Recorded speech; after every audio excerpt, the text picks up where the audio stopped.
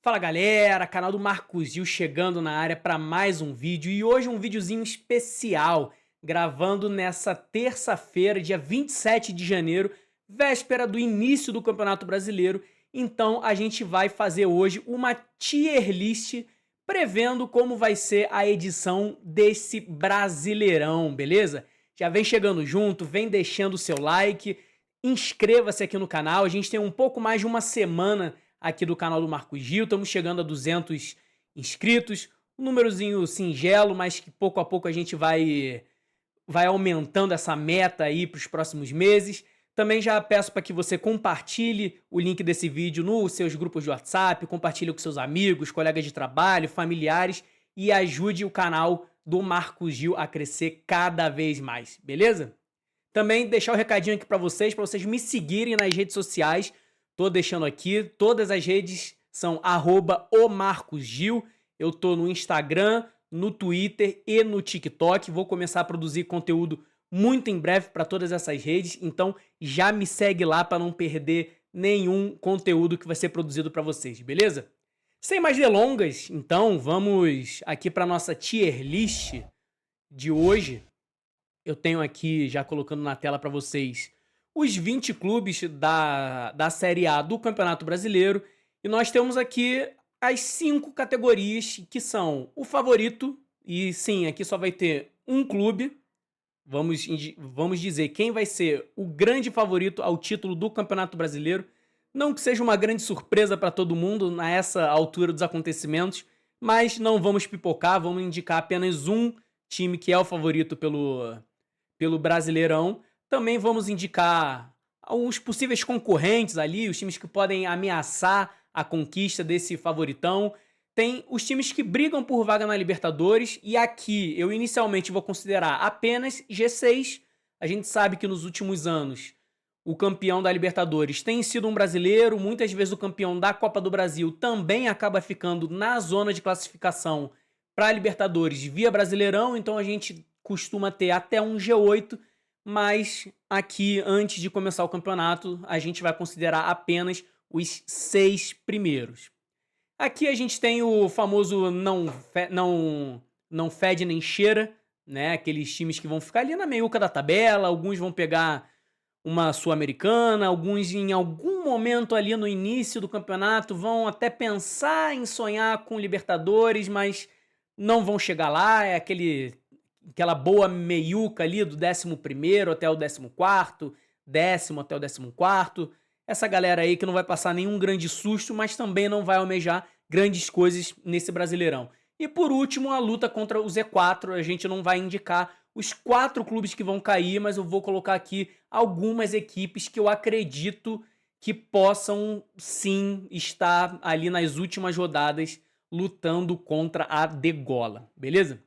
Então eu separei os times aqui em ordem alfabética, espero que eu não tenha errado a ordem de nenhum time, mas vamos começar aqui pelo Atlético Paranaense, que vem de volta para a Série A, disputou a segundona na última temporada, tem alguns nomes experientes no seu elenco, como o goleiro Santos, que retornou após alguns anos, o zagueiro Léo Pelé, o volante Luiz Gustavo, que estava no São Paulo. Então tem um elenco que mescla alguns nomes experientes com jovens jogadores que disputaram a Série B, mas nós sabemos como é muito complicada a vida de um time recém-promovido para a Série A do Campeonato Brasileiro.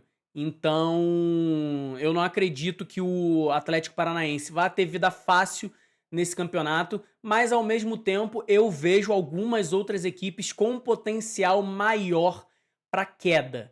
Então, eu confesso que já no primeiro eu fico um pouquinho na dúvida entre não fede nem cheira ou luta contra o Z4, mas pelo projeto de longo prazo do Atlético, pela longa estabilidade que a gente vê no Furacão, a queda do ano passado foi um ponto um pouco fora da curva em um projeto tão sólido que até poucos anos atrás estava na final da Libertadores. Então, por conta disso, eu vou dar um benefício da dúvida e vou colocar o Furacão aqui no não fede nem cheira, beleza? Passando aqui pro Atlético Mineiro, O Galo tem um bom time, tem ótimos nomes na equipe titular, como o Everton, teve a chegada do Renan Lodge para lateral, que é um ótimo nome. Também contratou o Maicon, manteve a base do ataque do ano passado com Scarpa, Biel, Dudu, Hulk, Bernard. É uma equipe que talvez falte um pouco de elenco. A gente viu isso nas duas últimas edições de Campeonato Brasileiro, quando o Galo chegou nas finais da Libertadores e 24 da Sula no ano passado e sofreu no Campeonato Brasileiro. Também é um time que alguns desses principais jogadores já não estão nas suas melhores fases, mas ainda assim é uma equipe que tem uma certa reserva técnica e tem muito time pior do que o Atlético nesse Campeonato Brasileiro. Eu não levo muita fé no Galo para esse ano, mas também não acho que briga pelo rebaixamento, então já vai fazendo companhia aqui ao Atlético Paranaense no Não Fede Nem Cheira. Passando agora para o Bahia, um projeto que vem se consolidando nos últimos anos, a SAF que foi comprada pelo Grupo City, já vem praticando um bom futebol nas últimas 2 temporadas, vem se consolidando ali na primeira metade, um ótimo trabalho do técnico Rogério Ceni. Nos últimos anos foram temporadas marcadas por bons inícios e um segundo semestre um pouco claudicante, mas em 2026 o Bahia não joga a Copa do Nordeste, já que a partir desse ano a CBF determinou que clubes que disputem competições sul-americanas não jogam os regionais, então o Bahia não vai poder defender o seu título da Copa do Nordeste, então pode ser que tenha um certo respiro nesse calendário aí e chegue no final da temporada com mais pernas, mas é um bom time, já fez um bom papel no último campeonato, vem sempre dando passos à frente e eu acredito que o Bahia é uma das equipes que vai brigar por vaga na Liberta, mesmo que o campeonato fique apenas no G6. O Botafogo, galera, o Botafogo é, pra mim, uma das grandes incógnitas desse campeonato. Tem um bom time titular, tem alguns nomes interessantes, mas, como eu já falei num dos últimos vídeos, é um clube que vive uma grave crise financeira e de confiança no projeto e no comando do John Textor. Fez algumas contratações para o início dessa temporada, mas ainda não conseguiu inscrevê-los por conta do transfer ban sofrido na FIFA e também perdeu alguns nomes, mais notadamente o Marlon Freitas, que foi para o Palmeiras, e mais recentemente o Savarino, que foi para o Fluminense. E também tem um técnico novo, no Martim Anselmo, que inicia aí o trabalho dele à frente do Botafogo. A gente ainda não sabe muito o que esperar, a gente tá vendo aí o Botafogo tá tendo um início de campeonato carioca seguro, mas ainda assim são muitos poucos jogos de nível relevante para a gente poder avaliar com alguma segurança o trabalho do Martim Anselmi.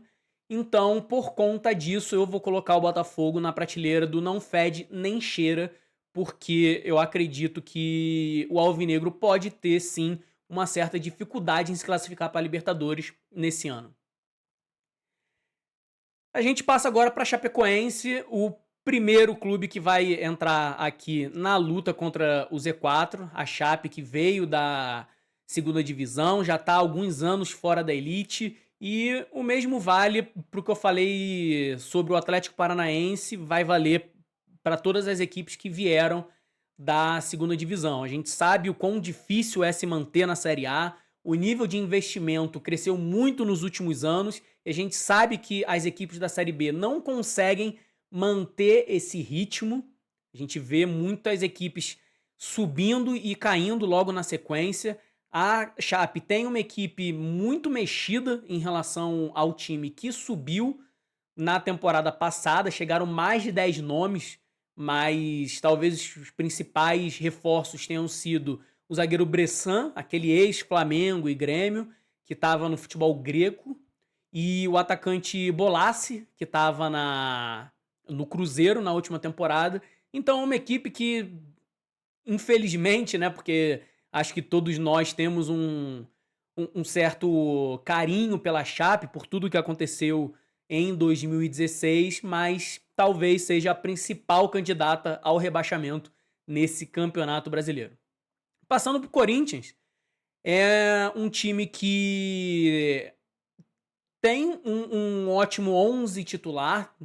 A gente viu o que a equipe do Corinthians pode fazer nos seus bons jogos. Foi campeã da Copa do Brasil no final do ano passado, está na Libertadores desse ano, pode fazer um bom papel nas Copas, como tem feito nos últimos anos. Inclusive, é uma marca do trabalho do Dorival Júnior focar um pouco mais nas Copas e deixar um pouquinho de lado o Campeonato Brasileiro. Então eu acho que isso pode sim pesar para o Corinthians nessa balança, mas ainda assim eu acho que o Timão vai ser um daqueles times que vai estar ali brigando por uma vaga na Libertadores. Fica mais fácil o trabalho caso aumente de G6 para G7 ou G8, mas ainda assim eu vejo o Corinthians com um grande potencial técnico, então eu coloco sim o Timão entre as equipes que brigam pela Libertadores nesse Campeonato Brasileiro. Na sequência a gente tem o Curitiba, outra equipe que vem da Série B, conseguiu manter o goleiro Pedro Morisco, grande destaque da equipe no ano passado. Tem um elenco experiente com diversos nomes que já passaram pela Série A, como o zagueiro Maicon e o Thiago Santos também da zaga, o lateral Tinga, que até pouco tempo atrás estava no Fortaleza, assim como o Breno Lopes.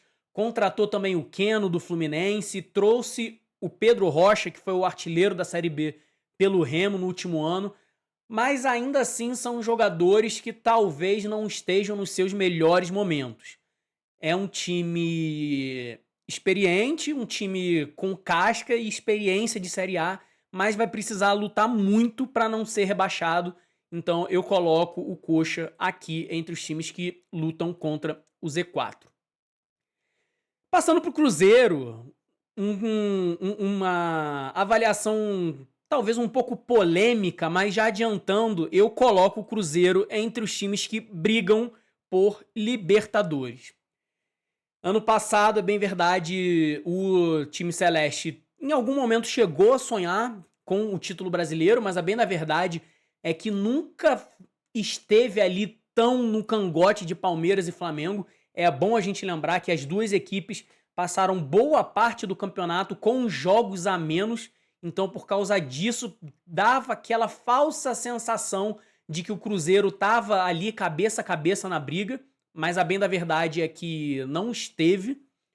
Trouxe, claro, o Gerson, que é um excelente reforço, tem tudo para ser ali junto com o Matheus Pereira, o grande maestro desse meio-campo ali do Cruzeiro, mas teve uma saída muito importante, que foi a do técnico Leonardo Jardim, que teve como substituto o Tite.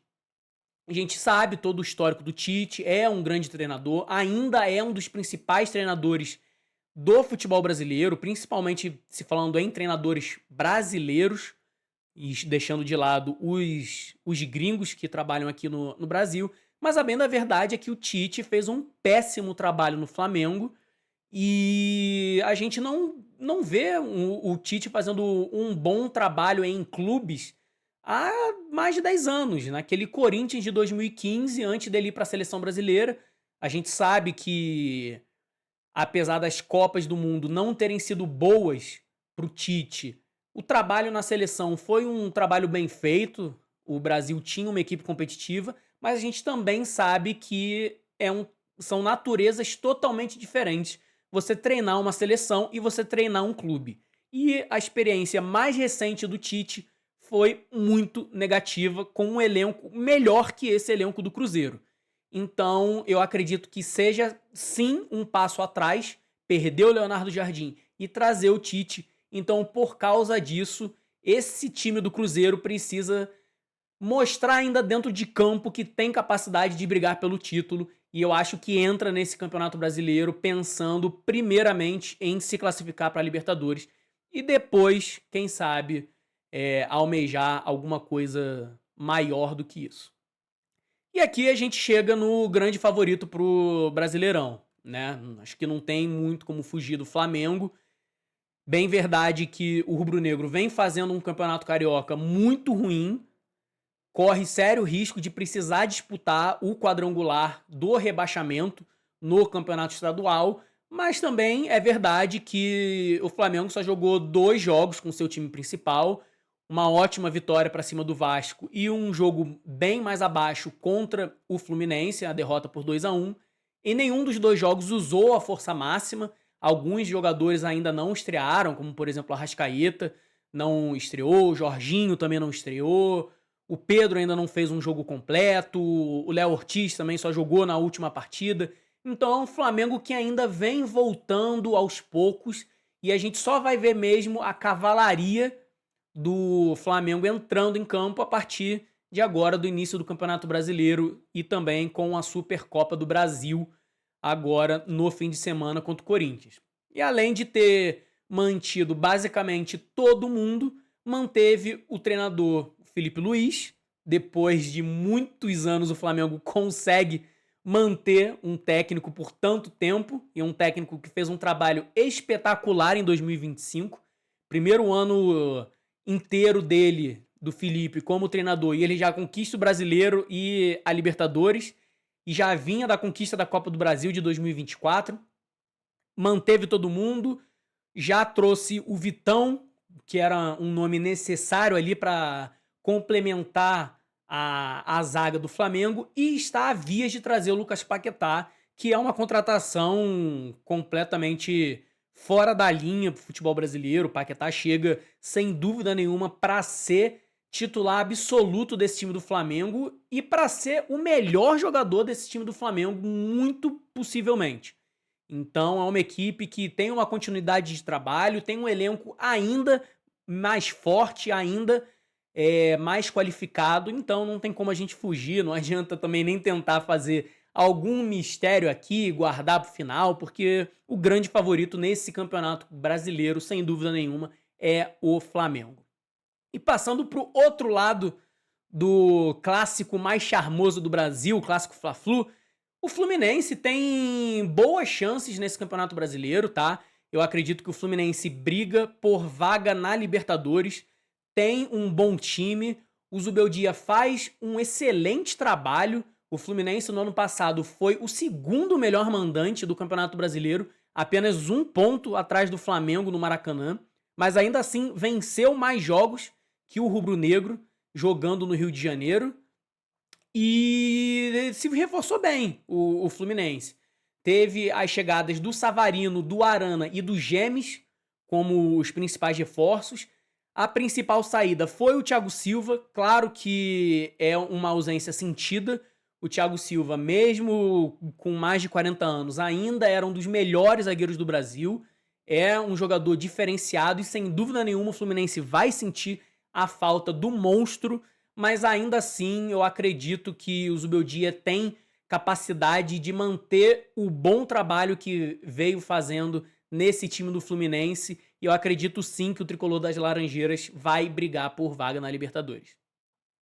Chegando no Grêmio, né, vamos chegar na dupla Grenal agora, eu tenho um pouco de pé atrás com esse time do Grêmio, apesar de ser um bom time que melhorou bastante no segundo semestre com as chegadas do Carlos Vinícius e do Arthur, mas o Luiz Castro, para mim, ainda é uma incógnita. É bem verdade que ele fez um bom trabalho no Botafogo em 2023 até ele deixar o clube para ir ao futebol árabe, mas sinceramente para mim é muito pouco. Eu não tenho uma amostragem tão grande assim do Luiz Castro para ter segurança de que, nossa, agora chegou um técnico absurdo que vai elevar esse time do Grêmio de patamar. Ainda não consigo cravar isso sobre o trabalho do Luiz Castro. E ainda tem uma grande incógnita, que é a permanência do Arthur. Ele tá por empréstimo da Juventus até o meio de 2026 e a permanência dele ainda não foi sacramentada. E se ele não ficar, certamente o Grêmio desce muito de patamar, porque a gente viu como a equipe melhorou demais com a entrada dele no meio-campo na última temporada. Então, por mais que seja um um time que eu veja capacidade, eu veja potencial nessa equipe do Grêmio, eu acho que são muitas incógnitas para eu colocar na briga por Libertadores com essas equipes que estão aqui até o momento. Então, por conta disso, para início de Campeonato Brasileiro, eu coloco o Grêmio no não fede nem cheira, justamente porque eu ainda quero ver mais do Luiz Castro, eu ainda não tenho essa certeza que ele é esse cara que vai mudar o Grêmio de patamar. E pro outro lado de Porto Alegre, a gente chega no Inter, que escapou do rebaixamento no ano passado por um milagre. As chances eram muito pequenas, mas os astros se alinharam e o Colorado conseguiu escapar do rebaixamento na última rodada. Teve algumas saídas, como o Vitão e o Ricardo Matias, mas manteve boa parte da equipe, se reforçou com o Félix Torres, trouxe o Carboneiro do Racing, trouxe o Villagra do CSKA Moscou, mas ainda é um time muito parecido com o do ano passado, que quase foi rebaixado. E ainda tem no Paulo Pesolano um bom técnico, mas um técnico jovem que ainda precisa se provar.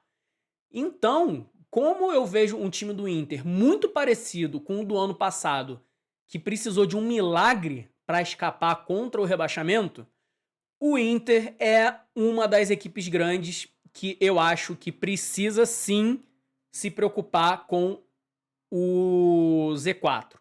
Não coloco o Colorado como favorito ao rebaixamento. Se fosse para apostar, eu apostaria que o Inter não cai nesse ano, mas por conta de todos esses motivos que eu acabei explicando, eu acredito que o Inter precisa sim se preocupar com a degola, beleza? Passando aqui pro Mirassol, a grande surpresa do último Campeonato Brasileiro e também a maior incógnita para 2026. É um time que fez uma campanha simplesmente espetacular no ano passado, primeira participação na Série A do Brasileiro e conseguiu uma vaga direta para a Copa Libertadores. É um trabalho simplesmente impressionante do Guanás, que talvez seja o principal reforço do Mirassol, a permanência do Guanás, ele que foi cobiçado por grandes clubes, chegou a ter uma proposta do Botafogo, mas recusou para dar prosseguimento ao trabalho dele no Mirassol. Trabalho esse que vai ser muito duro em 2026, porque perdeu quase metade do time titular, trouxe diversos outros jogadores, então o Rafael Guanás vai precisar basicamente reconstruir essa equipe do Mirassol, com o agravante de que em 2026 vai ter um calendário muito mais puxado do que no ano passado pela presença na Libertadores. Já não era de se esperar, tá, que o Mirassol fizesse um Campeonato Brasileiro tão impressionante em 2026 como foi na última temporada. Então eu coloco aqui no não fede nem cheira por conta de todos esses desafios que o Guanás vai enfrentar à frente do Mirassol. Chegando aqui pro Palmeiras, que para mim é a única equipe que hoje eu coloco aqui na categoria de briga por título. Como já mencionei num vídeo pós-clássico contra o Santos, o Palmeiras é uma equipe que ainda traz muito do que foi em 2025, em 2024. Isso quer dizer os pontos positivos, mas principalmente os pontos negativos.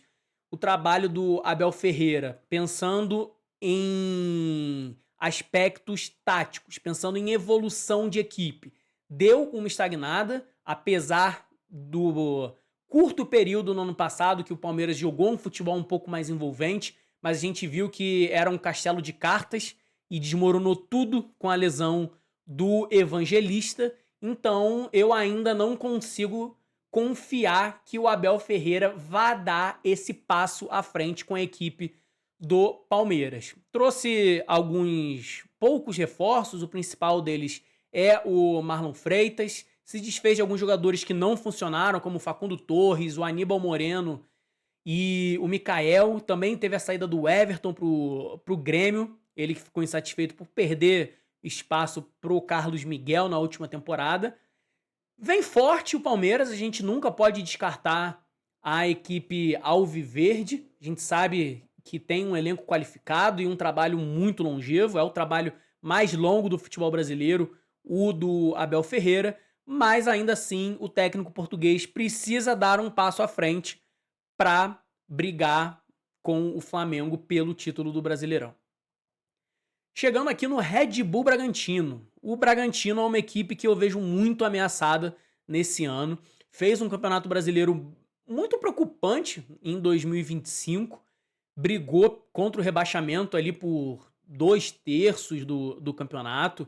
Acabou dando uma arrancada na reta final sob o comando do Wagner Mancini.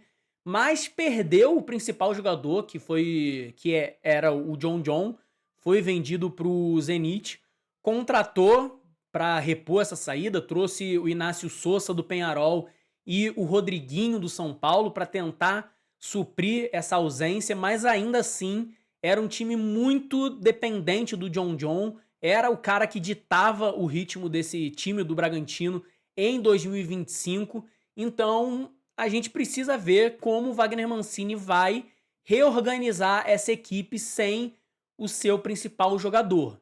Então, por conta disso, mesmo tendo a boa reta final que teve no Brasileiro do ano passado, eu coloco o Red Bull Bragantino aqui na luta contra o rebaixamento em 2026.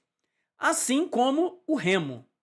O Remo, que é o último aqui da nossa lista, que vem da Série B, fez um trabalho talvez até surpreendente no ano passado. Não me recordo de tantas pessoas colocarem o Remo como um candidato ao acesso para a Série A, mas foi um bom trabalho feito pela diretoria do Remo em 2025, que contava com o Marcos Braz, inclusive, o ex-vice de futebol do Flamengo, que não fica para 2026. Mas algo que pesa muito para o Remo, além de todas as dificuldades de disputar a Série A pela primeira vez depois de tanto tempo, são as longuíssimas viagens que o Remo vai ter que fazer. O Brasil, querendo ou não, é um país de dimensões continentais. O Remo, coitado, vai ter um deslocamento muito maior do que todos os outros clubes da Série A, mas infelizmente faz parte da natureza do nosso país, essas longas viagens, e não dá pra gente descartar o efeito que isso vai ter na equipe. A gente não pode menosprezar o peso que isso vai ser no time do Remo, que vai chegar numa primeira divisão com uma diferença técnica muito grande do que estava acostumado a disputar na Série B, perdeu o seu principal jogador na campanha do acesso, que foi o Pedro Rocha, contratou alguns nomes como o Iago Pikachu, o Aleph Manga, Patrick por empréstimo do Santos, mas é um elenco com muito pouco encorpado para encarar uma Série A, ainda mais com reforços tão além dos seus auges, tanto técnicos quanto físicos, para uma equipe que precisa de jogadores muito físicos por conta desse grande deslocamento que vai precisar fazer ao longo do Campeonato Brasileiro. Então, por mais que seja uma história maravilhosa, o Remo tem uma torcida simplesmente apaixonante. É uma das torcidas mais incríveis do futebol brasileiro, mas eu, infelizmente, vejo o Remo como sério candidato ao rebaixamento em 2026. Quem não deve brigar pelo rebaixamento nesse ano é o Santos, que para mim também não chega a brigar por vaga na Libertadores, por isso fica aqui no não fede nem cheira, mas a perspectiva é de uma melhora em relação a 2025. Passou boa parte do campeonato preocupado com o rebaixamento. Na reta final, ali desde que o Vojvoda assumiu, o time deu uma melhorada, conseguiu terminar ainda em 12º, uma boa colocação para quem passou tanto susto no início do campeonato. Se desfez de alguns nomes mais experientes e que não estavam rendendo tão bem ali no time, como o Patrick, que foi pro Remo, como o Morelos, e teve a chegada principalmente do Gabigol e do Gabriel Menino. E também teve a permanência do Neymar, que fica até o final do ano. É claro que o Neymar é sempre uma incógnita, porque a gente não sabe nunca quando ele vai estar apto para jogar, né? Tem muitos problemas físicos o Neymar, ficou de fora de boa parte dos jogos do Santos em 2025, mas a gente sabe de todo o talento, toda a capacidade do Neymar. É chover no molhado, é o melhor jogador brasileiro em muito tempo, muitos anos o futebol brasileiro não produz um jogador como o Neymar, e se ele conseguir se manter bem fisicamente, ele ainda pode sim ajudar muito o Santos nesse Campeonato Brasileiro. Talvez não bastante para brigar por uma vaga na Libertadores, até porque eu tenho dificuldade de acreditar que o Neymar vai ficar inteiro por tanto tempo assim no Campeonato Brasileiro desse ano, porque o histórico não joga a favor dele. Então, eu acredito que o Santos vai ficar ali naquela zona que não vai sofrer tanto pelo rebaixamento quanto em 2025, mas também não almeja voos mais altos em 2026. Quem eu acredito que vai sofrer nesse ano é o São Paulo, que, na minha opinião, briga contra o rebaixamento. É um clube que vem numa grave crise institucional. A gente vem acompanhando aí nas últimas semanas, nos últimos meses, toda a crise do mandato do Júlio Casares, que foi afastado e posteriormente renunciou ao cargo de maneira oficial. Ele já não é mais o presidente do São Paulo. O time fez algumas contratações, mas não é nada que mude a equipe de patamar, e é uma equipe que vem sofrendo muito no Campeonato Paulista. Ao contrário do Flamengo, o São Paulo vem jogando com a sua força máxima e ainda assim é um time que vem encontrando muitas dificuldades. É um elenco que já de anos sofre muito com lesões, sofre bastante com o departamento médico cheio de jogadores. Muitos dos principais jogadores do São Paulo são frequentadores assíduos do departamento médico, infelizmente, o que pesa muito para uma continuidade de trabalho do técnico. E o próprio Crespo já falou em uma coletiva recente que o São Paulo vai entrar no Brasileirão para fazer 45 pontos e se manter na Série A. E esse realmente é o campeonato que eu acredito que o São Paulo vai fazer em 2026. Passando aqui para o Vasco, eu acho que o Vasco também vai ficar nessa zona aqui do não fede nem cheira. Passou um pouquinho mais de susto do que eu acredito que deveria ter passado em 2025. Não acredito que o Vasco tinha uma equipe para brigar contra o rebaixamento, mas acabou passando por essa tensão ali até mais ou menos a segunda metade do segundo turno.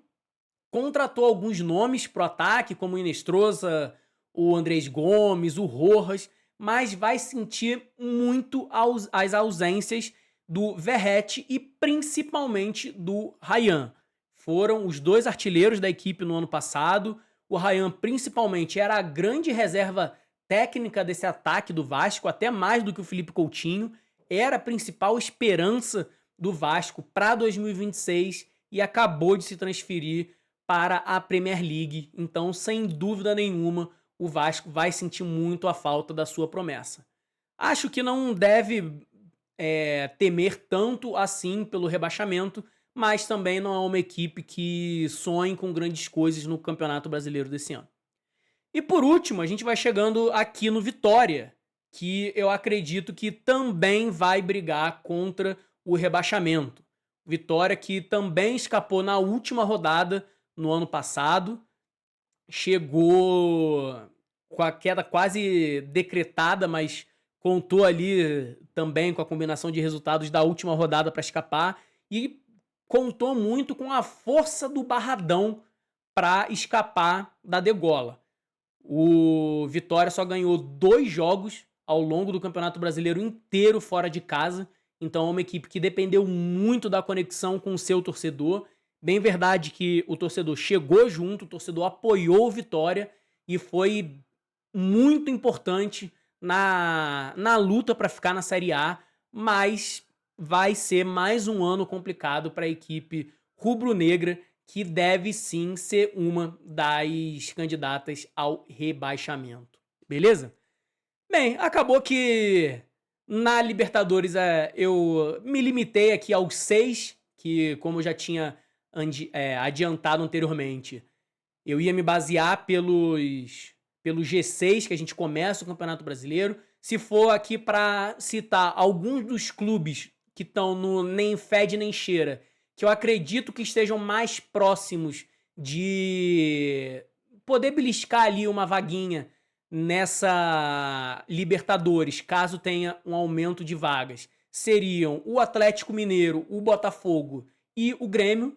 Acho que essas são as 3 equipes que eu vejo ali alguns elementos para acreditar que podem almejar ali uma vaga na Libertadores, principalmente se a gente tiver esse acúmulo de vagas por conta das outras competições. Mas como eu quis me basear pelo G6 do início do campeonato, é assim que eu acredito que está nivelado o Campeonato Brasileiro de 2026. Beleza? E agora eu quero ouvir de você, galera. Deixa aqui nos comentários a sua opinião, se você discorda de alguma análise que eu fiz, se você acredita que algum time vai brigar em uma zona diferente do que eu coloquei. Então deixa aqui nos comentários, vem participar da discussão com a gente. No mais, deixa o seu like, se inscreva aqui no canal, compartilhe o link com os seus amigos nos grupos de WhatsApp, Telegram, enfim, manda o link para todo mundo para ajudar a divulgar o canal. Me segue lá nas redes sociais, @omarcogil, no Instagram, no Twitter e no TikTok. E eu vejo vocês na próxima. Valeu!